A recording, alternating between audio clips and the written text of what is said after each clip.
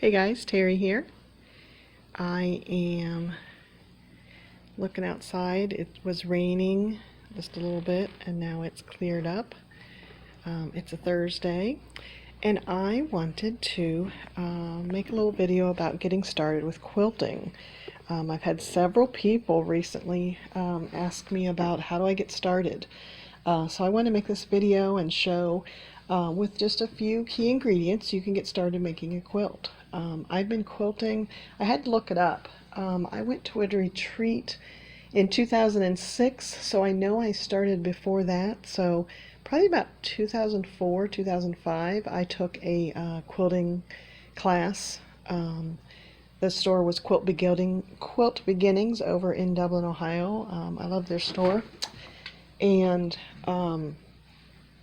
yeah, so let me show you what you need. I, for years, have used my little cheapy Singer $200 sewing machine. So I just do straight stitching. And then when I quilt the top, I just do stitching in the ditch, which I'll explain that later. But yeah, this machine has done fabulously. You can buy, you know, $3, $4, $5, $6,000 machines. But this one to me is sturdy. The more expensive machines have like a bigger opening here, which comes in handy. I'm not making large quilts, I'm making lap size.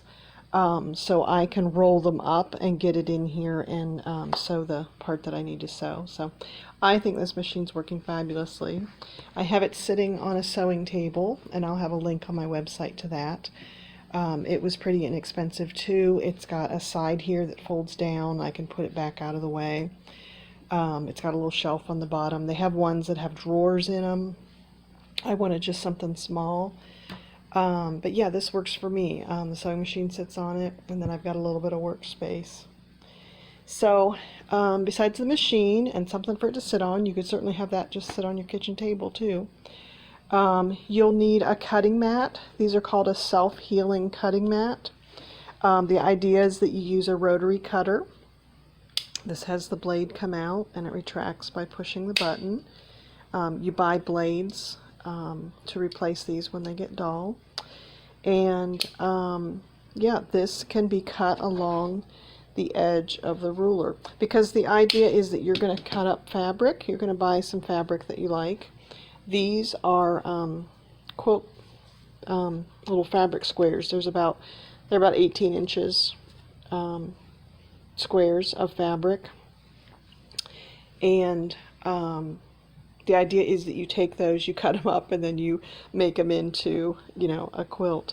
So I would suggest the place to start is with a pattern. So if you go into a nice quilt store, you will see that they've got different patterns. This one here is called Yellow Brick Road.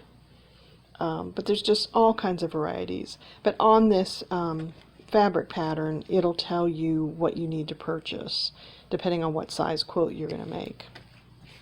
So you would pick your pattern, find fabrics that you like, and then have your tools ready, which is your mat, your cutter, your ruler, some scissors, some pins, probably a seam ripper. There's always times you're taking something apart. An iron. This is just a little mini iron. It does do steam. And then a ironing mat. I have a wool ironing mat on order, and I'll do a review on it when it comes in. But yeah, just something that you can iron on. I used to use an ironing board, but in my new craft space here, I don't have a lot of room, so I find that this mat works fine. So yeah, you're going to get your pattern, find your fabric, cut it up the way the pattern suggests, and then sew it together. And let me show you one that this is a pattern over here that I really like. This one here is called Jewel Box Quilt, and it was one of the original ones that I took the class with. And I just love it for the pattern that's on it. It's a lap size. It's got a pretty fabric on the back. This is the one I made for my husband. Our last name is Cowens, so I had to use the cow print, you know. But I just love this. It's got the inner design, and then the trim. It's got these piano keys on the outside, and then it's got a binding on the outside. So when you this is kind of my different quilt patterns that I have. But yeah, you can just pick up these patterns, and even if you don't like the way the picture is on the front of it, just try to look at the pattern and imagine your fabrics that you're buying on it. So yeah, the patterns always say what fabric you need depending on what size you're making, and then you can just shop around the store. I have my fabric, over the years I've collected fabric, so I've got these kind of drawers that go under the bed. I've got 4 of them that I store under here, 2 on this side, 2 on the other side, and I'll put a link to these too. But these are just a great way to store your fabric. It zips shut, so they're covered, and I can just push this under the bed and then pull these out when I'm trying to get to my fabric. We moved into this house last year, and this is the master bedroom, and my craft area is over there in the loft. So I don't have a lot of space, so I found that keeping my fabric under the bed here was a great way to have it up in this space, but not in the way. So you can buy bundles. I watch for them to go on sale. And what they'll do is they'll take a line of fabrics that the designer has designed and give you a square of each one. And then you can mix and match, or you can stick with the set that they had. Usually what I'll do is I'll buy this, and then I'll buy some maybe light colored fabric, either a white or a cream, that'll be the accent piece with these. And yeah, you just, over time you collect the fabrics that you love, and then you hope to find enough time to make quilts with them. So I have since retired, and I'm going to start back in on my quilting. So I can't wait.